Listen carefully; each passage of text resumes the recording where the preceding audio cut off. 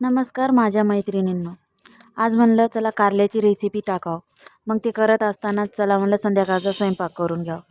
कुकरला वरण लावले आणि भाकरी करायला घेतल्या. भाकरी करत कारल्याच्या भाजीसोबत भाकरी खूप छान लागतात ना, म्हणून भाकरी करायला घेतली.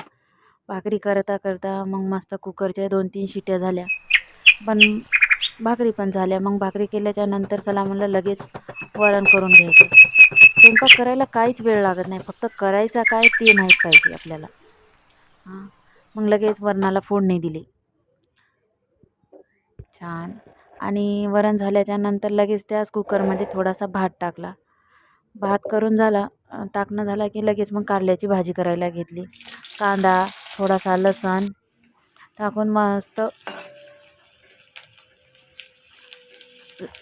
कांदा हे करून घेतला. त्याच्यानंतर मग एक टमाटर टाकलं आणि हळद, मीठ, लाल तिखट टाकून आणि थोडासा घरगुती काळा मसाला टाकला आणि मग कारले टाकले छान धुवून आणि थोडंसं 5-10 मिनटं त्याला झाकून छान शिजतात बघा. आणि नंतर 5-10 मिनटांनी थोडंसं शेंगदाण्याचं कूट टाकलं. Okay, bye.